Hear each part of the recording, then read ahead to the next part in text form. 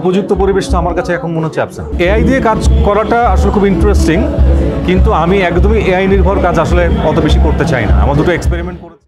আমি তো বলবো যে এই রেকগনিশনটাই খুব দরকার। একজন আর্টিস্ট কী চায়, একজন ক্রিয়েটিভ মানুষ কী চায়, তার কাজটাকে মানুষ অ্যাপ্রিসিয়েট করে। তো সেই অ্যাপ্রিসিয়েশনটা যখন আসে তখন সেই মানুষটার কাজ করার আরও ভালোবেসে কাজটা করতে পারে, আরও ভালোবেসে কাজটা এগিয়ে নিয়ে যায়। তো সুতরাং অ্যাপ্রিসিয়েশনটা খুব জরুরি। না, গান আসলে আমার মনে হয় সবাই করছে, সবাই যার যার মতো করে কাজ করছে, কিন্তু যেটা হয় কি এখন তো সবই ডিজিটাল প্ল্যাটফর্মে চলে গেছে। আগে যেমন ফিজিক্যাল অ্যালবাম ছিল এবং সবাই জানতো যে একটি অ্যালবাম আসছে, পত্রপত্রিকায় বিজ্ঞাপন আসতো। তো সেই প্রচলনটা তো চলে গেছে। এখন গানের ধরনটা পাল্টে গেছে, প্রকাশের ধরনটা পাল্টে গেছে। মানুষ হয়তো জানতে পারছে কম, হয়তো শ্রোতা পর্যন্ত পৌঁছাচ্ছে না খবরটা।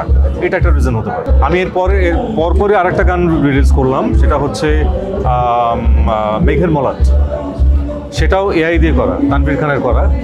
তো এআই দিয়ে কাজ করাটা আসলে খুব ইন্টারেস্টিং, কিন্তু আমি একদমই এআই নির্ভর কাজ আসলে অত বেশি করতে চাই না। আমার দুটো এক্সপেরিমেন্ট করেছি আমি, কিন্তু পরবর্তীতে আমি মনে হয় ওই তথাকথিত বা ন্যাচারালি আমরা যেভাবে শ্যুট করি সেভাবে হয়তো কাজ করবো। প্রথমত শোই হচ্ছে কম।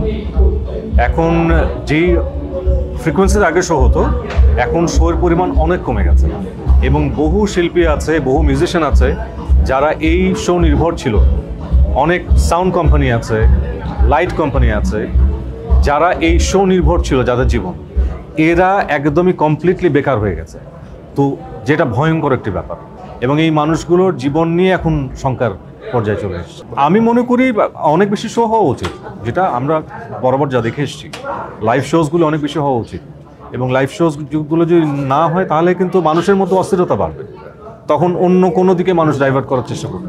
প্রথমত আমি বলবো যে এই শো করার জন্য যে উপযুক্ত পরিবেশটা, সেটা তৈরি করাটা দরকার। উপযুক্ত পরিবেশটা আমার কাছে এখন মনে হচ্ছে অ্যাবসেন্ট। সেই উপযুক্ত পরিবেশটা হলেই মানুষ শো করতে আগ্রহী হবে।